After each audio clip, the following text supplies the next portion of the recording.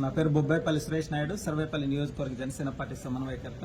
ఒక నెల క్రితం ఏదైతే వీఆర్సీ దగ్గర నుంచి టవర్ క్లాక్ దగ్గర ముతుకూరుకు వెళ్ళేటువంటి బస్సులు ఆగు బస్ స్టాప్ దగ్గర ఎండకి ఎండి వానకు తడిచి ప్రయాణికులు ఇబ్బందులు పడుతున్నారనేటువంటి విషయం మీద జనసేన పార్టీ ఆధ్వర్యంలో సంతకాల సేకరణ చేయడం జరిగింది.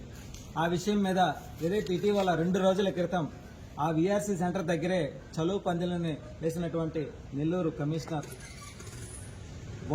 ఓవై నందన్ గారికి ఈరోజు హృదయపూర్వక శుభాకాంక్షలు తెలియజేసి ఆయనకు ఒక వినతి పత్రం కూడా ఇవ్వడం జరిగింది. ఎందుకనంటే అక్కడ శాశ్వతమైనటువంటి బస్ స్టాప్ సులభ కాంప్లెక్స్ ఏర్పాటు చేయాలని చెప్పి మేము కూటమిలో భాగంగా వారిని కోరాం. వారు పూర్తి స్థాయిలో స్పందించారు.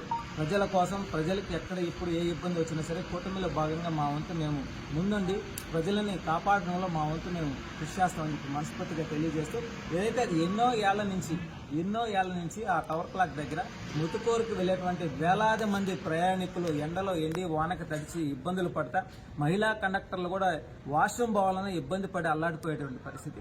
ఆ విషయం మీద అనేక సందర్భాల్లో కూడా మా గళాన్ని కూడా గతంలో కూడా వినిపించాం. అయితే గత 5 సంవత్సరాల వైసీపీ పాలన ఏ రోజు కూడా వైసీపీ నాయకులు దానిపైన స్పందించి కానీ అది ఏర్పాటు చేయాలనేటువంటి ఆలోచన కూడా లేకపోవడం సిగ్గుతో కూడినటువంటి విషయం.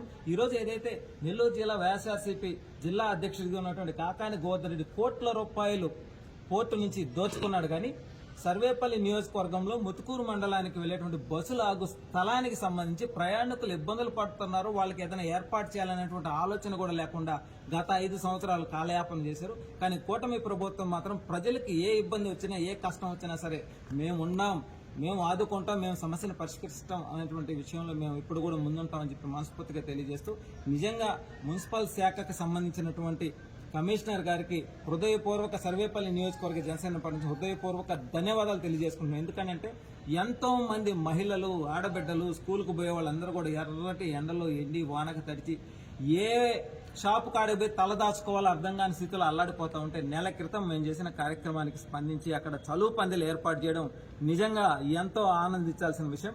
కాబట్టి వారిని సత్కరించడంతో పాటు వారికి కూడా ఒక వినతినిచ్చాం. ఎందుకనంటే వారి ఆధ్వర్యంలో ఉంది కాబట్టి మీరైతేనే చేయగలరు. ఎందుకంటే యువకులుగా ఉన్నటువంటి వారు ప్రభుత్వ అధికారంలో ఉన్నటువంటి సమయంలో అధికారులుగా ఉంటే పనులు ఇలా జరుగుతాయనే దానికి ఇది ఒక నిదర్శనంగా భావిస్తున్నాం. అదేవిధంగా రాబోయే రోజుల్లో కూడా అక్కడ శాశ్వతమైనటువంటి బస్ షెల్టర్ సులభ కాంప్లెక్స్ ఏర్పాటు చేయాలని చెప్పి కూడా కోరాం.